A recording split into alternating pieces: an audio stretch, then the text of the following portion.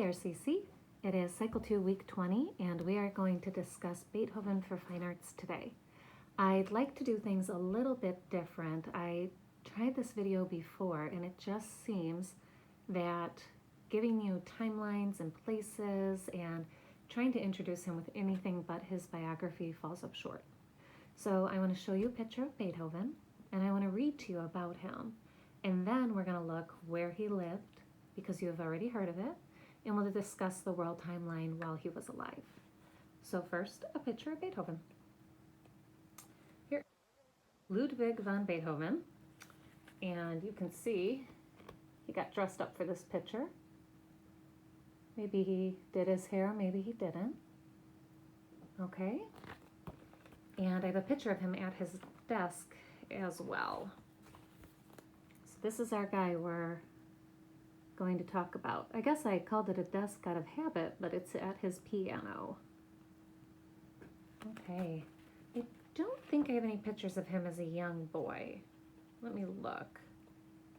No, it doesn't seem to be.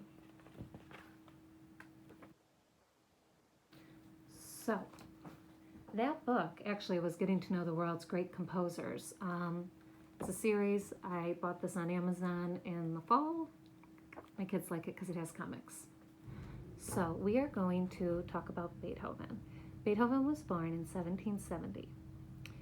Beethoven composed 9 symphonies, and he is probably one of the most famous composers that you've ever heard of. I remember as a kid studying him in music class, and I thought, oh, the guy from Looney Tunes, because I would hear his music in the background of my Bugs Bunny cartoons. Maybe you have a more up-to-date reference, but your parents can tell you what I'm talking about. So Beethoven, very famous. You hear his music in commercials without knowing it, in the background of movies. Like I said, in cartoons. I've even heard his music played, dun dun dun dun, when somebody strikes out at a baseball game. He is a very popular cultural reference. But he's beautiful and moving, and I encourage you to just listen to his music all week long. Again, if that's Amazon Music, if you play it on YouTube, if you have a CD, if you buy one. I found some great playlists on Spotify for my kids. Beethoven. So, beginning, he was born in 1770 in Germany, and he excelled at piano at a very young age. He was self-educated and played for Mozart in Vienna when he was 16. Well, we skipped a lot, so that's him at 16. What that doesn't say is that he started learning to play piano and violin at age 4, which I can't imagine, because I don't think my 6-year-old even has the ability to use his hands that way. So that's pretty impressive.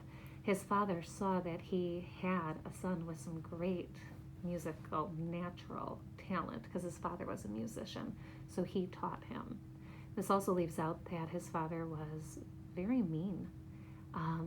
He would work him all day long at a very young age, and his father, although he saw that Beethoven had so much talent, he wasn't saying, oh, I love my son and I'm going to help him uncover this talent, and praise the Lord, will glorify him with it. His father, from the 5 references I read, wanted to be famous. He wanted his son to be famous. He wanted to move up in his social class. He saw his son as a bit of a meal ticket. So he saw, he wasn't a very good dad. His father was also had his own problems. He was very angry. He didn't treat him and his brothers very nicely. So Beethoven, we're going to move on to when he was 16. He visits Vienna and he plays music for Mozart, who is very, very, very famous at this time. It's not just 2 guys hanging out. It's Mozart. It's the famous composer in Vienna, which is the spot to be for classical music in the late 1700s, early 1800s. 6 years later, he will return to Vienna and study under Haydn to teach music and to perform. and this will be known as his early period. When he moves to Vienna to study with Haydn, his mother had already passed away. He had already taken care of the affairs of his household. He had already worked and taken care of his brothers, two brothers, and his dad. So he had his family handled, and then he felt comfortable to move there. So this is his early period.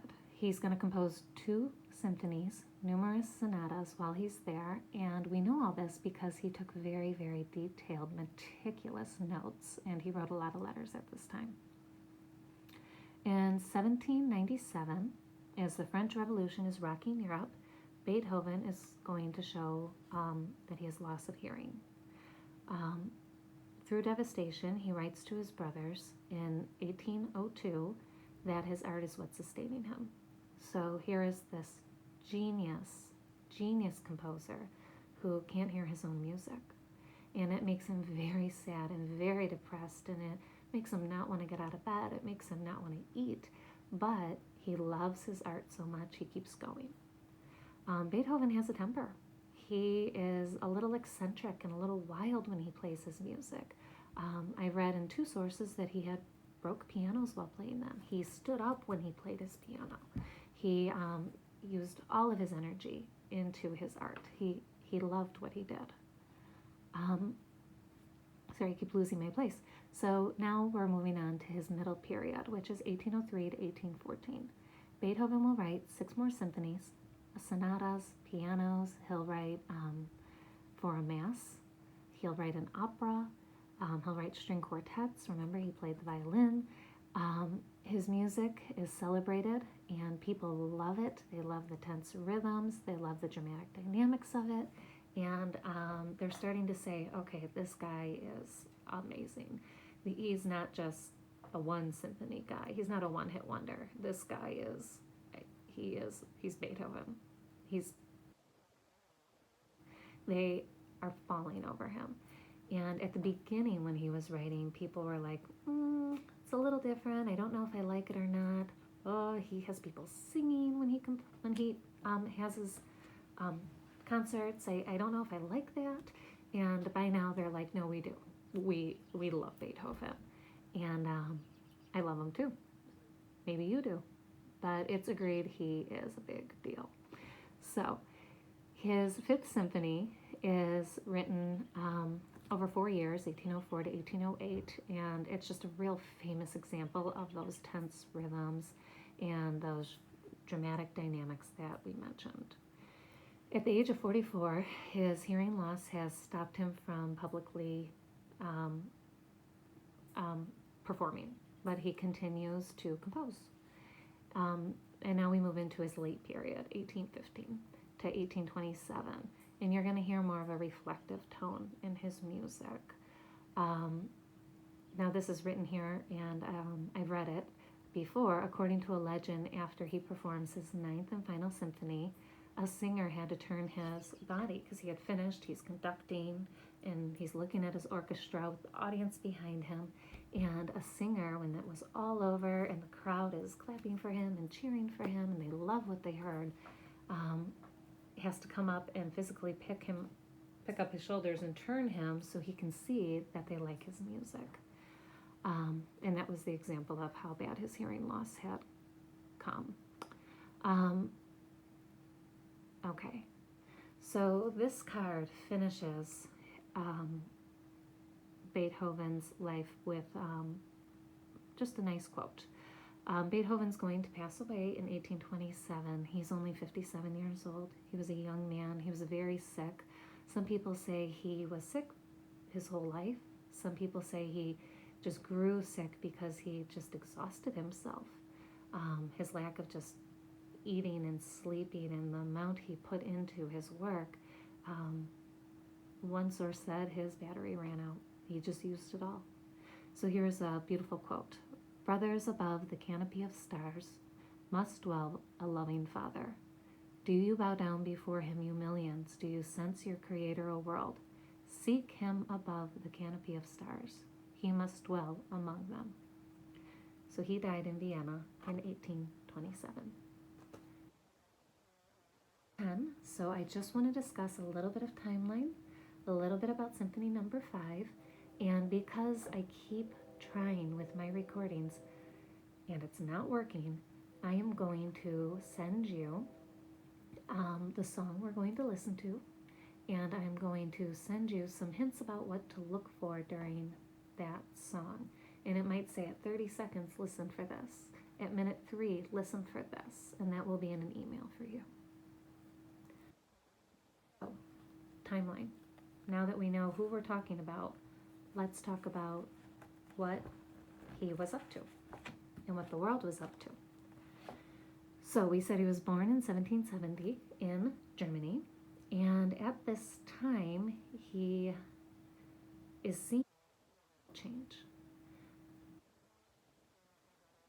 But when he's 3 years old, the Boston Tea Party is going to happen. Then when he's 5 and 6, the American Revolution is going to happen. So he's sitting in Germany and America is becoming a country. This is when he starts playing concerts for his dad's friends. He's 6 years old.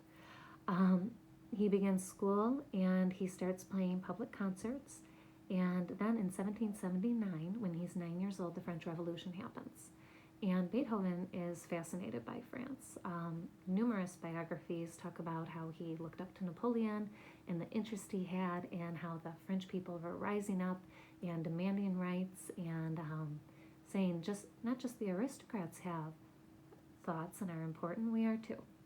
So he was very interested in that, and that's 1779, the French Revolution, right? Okay. In 1787, he's going to travel to Vienna. Remember, he meets Mozart. His mother is going to become ill, and she will pass away. He will take care of his family. As the oldest son, he needed a certificate to be able to handle their affairs. He's going to make sure that his father and brother are taken care of before he moves to Vienna in 1792. And within a year of living there, he studies with Joseph Haydn, a famous composer, and in about 2 years later, he's going to perform his first concert in Vienna, which is a huge deal. Like, he had been playing like the small town concert halls, the small town restaurants and pubs, and the small homes of rich people, but now he's in Vienna, which is a huge deal to play there. Now, so I may have said this, I may not have, but it kept saying in the sources that anyone who's anyone wanted to play in Vienna. So he's already made that there, and he's only 25. Then he does a bit of a tour. He gets to go to Berlin and Prague, and he's quickly becoming this superstar. Within 2 years, he notices his hearing loss.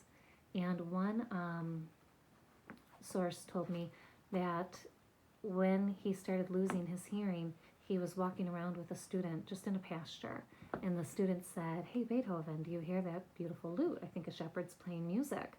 And Beethoven could not hear it. And that's when it started, where he just realized, I'm at the top of the world. I'm so famous, and I can't even hear my own beautiful music. He's going to use an ear horn, which I'll get to. About 1800, he keeps going despite his hearing loss, and that's when he's writing to his brother, and he composes hundreds of pieces for piano and violin and cello and clarinet and bassoon and the English horn, and he writes his opera. About 18 years, 1716, after he noticed his hearing loss, he is completely deaf. And he uses an ear trumpet, I think I said ear horn, and asks people to write down, probably on like chalk or paper, what they are trying to say to him. He cannot hear anymore. So here's a picture of Beethoven's eyeglasses, metal ear trumpets that he used to make him hear better. And the little like C-shaped piece of metal was where he held it. It didn't go in his ear. My kids asked. Okay, so there's his ear trumpets. You can see the little handle. Looks like a real horn. He put that in his ear. Okay, 1824, he completes Symphony Number 9, the longest of his symphonies, and it takes an hour to perform. 3 years later, he passes away. Other world events that happened during his life, about 20 years before he died, was the Western Expansion, Lewis and Clark Expedition. That was 1804. 1803 was Louisiana Purchase. So that was going on in the world. Beethoven lived in Germany. So another thing we can do at home, parents, is we can go to our Cycle 2, page 174, and we can look for Germany with our kids. So here is our map.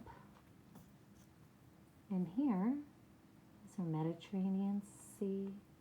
Here's Europe. And here is Germany. Okay. More of your time, but what I am going to do now is give you instructions. When I play music or put books close up to my phone during this recording, it mutes out for a minute. So I don't want to do that. So I am going to send you a link to Beethoven's Fifth. His Fifth Symphony is the one we are going to discuss, and this piece is the most well-known of all his music. And for good reason. You're going to hear 3 developments in it. You're going to see that it's in a sonata form. It even has a coda, which is a tail at the end. And you're going to hear those famous notes. Dun, dun, dun, dun. And there's a lot more to say about it. But I want to give you instructions in this video, because if you don't see video 2, you'll know, okay, she didn't post it, it didn't work. So the plan is I'm going to send you a link to that song, and I'm going to include in it notes about what to look for. And they're going to look like this. And they're going to have the time and what you need to read to your child about what to look for. And you'll say at 20 seconds into it, crash, do you hear the whole orchestra hammering out a 4-note theme again? And at the development around minute 3, you're going to say, do you hear the horns? Do you hear them playing? And I'll have all those notes detailed for you. So, and I'm going to leave you with one little sneaky memory device. All of my kids learn their titles to music because we set the title to song. So my kids know Beethoven's Fifth, and we sing that to them. And then when they hear it, they know who did it and what the title is. They also do this with Ride of the Valkyries, Ride of the Valkyries, da da da da da by Wagner, Four Seasons by Vivaldi. So we always do that. So for this one, you would go Beethoven's Fifth, and your kid will always remember it. All right, thank you.